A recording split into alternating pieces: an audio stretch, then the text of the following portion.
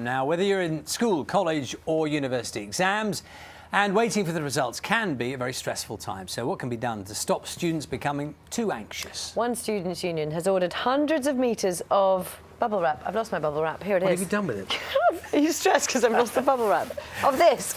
So people can pop it and help them de-stress. Does it work for you? It stresses Charlie when I do this. I find it quite annoying. John Maguire is in exam hall in Manchester for us. Hello, John. Morning, Charlie. After 2.5 hours of breakfast, I can't believe there are any bubbles left in that bubble wrap. I'd have thought you'd have popped them all. Here we are in the exam hall, the great big clock, of course, that seems to spin round twice as fast as it normally should, and all of the advice to students. This is being something that's attracted a lot of interest on Twitter this morning, the fact that they're not allowed to bring in any bottles or any cans with writing on them, transparent pencil cases. And look at this here, even a box for mobile phones. So the pressure really on, as you can imagine, for exams. Here at Burnage Academy for Boys in Manchester, around halfway through their 2-month exam period. Other places, for example, in Scotland, they're getting towards the end of their exam. As you say, waiting for results is a stressful period too. What can be done to tackle the problems? You wouldn't want to smuggle one of these into the exam hall, but allowing students to pet farm animals is having a tangible calming effect at this stressful time. I'm not very good at coping with stress. I just get really stressed and then take it on everyone else. My friends all agree with me. I'm quite bad at leaving stuff, not to the last minute, but quite late. So especially in third year, it's quite stressful. I've only got a couple of things to go. It's all part of Bath Spa University's Stamp Out Stress campaign. Stress can be one of the main causes of mental health problems, and this time of year a lot of students get really stressed, bogged down with dissertations and deadlines and exams, and and students forget to take breaks, and it's okay to take breaks and you need to take breaks. And then turn it that way round. Health checks, massages, music, de-stressing techniques and tips are in plentiful supply here. This is a pretty neat idea. It's how students are helping themselves, really, with tips on how to cope with stress at this time of year. Some of them may surprise you, others perhaps not. Hit a punch bag. That's a good one. Listen to music. Eat well. Eat lots of cake. Have a drink with friends. Just ways to de-stress.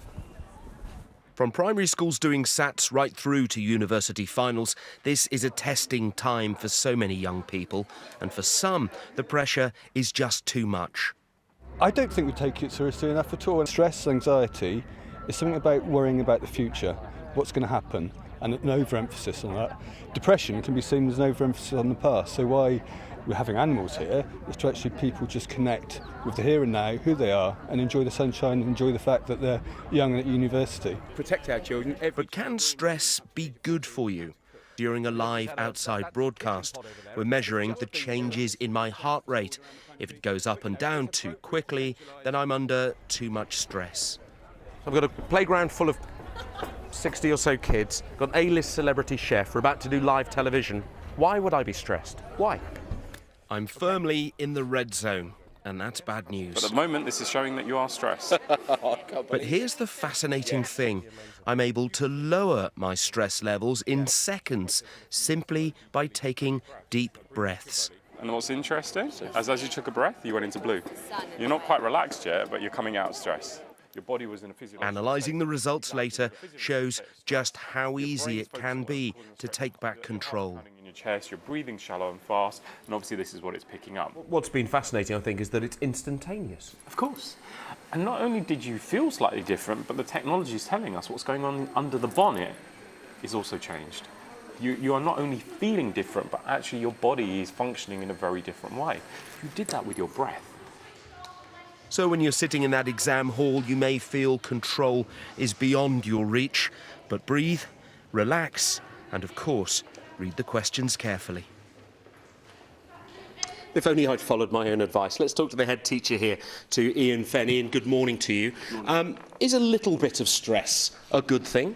I suppose a little bit is, but this is not a little bit of stress. This is the defining moment in their school career, and what they do now will determine the rest of their lives. So, yeah, there is stress here, and not a little bit, a fair bit, I would say. And how do you help them cope? What sort of things do you tell students who are concerned? Well, it starts from the moment they join the school in Year 7. We're training them, we're preparing them, and we're supporting them so that they feel at ease and at home. We make sure that they take exams in this room from a very early age, so they're familiar with the surroundings, and that's been shown to make it easier for children. But then because we know our children well, we make sure that we see the signs of kids who are really suffering, because someone's going to melt down, somebody isn't going to be able to cope with the stress, and we have to support them, give them a different room perhaps to be examined in if that's what it takes. Okay. But really, you know, it's all about making it as easy as possible for them at a time when things are getting harder.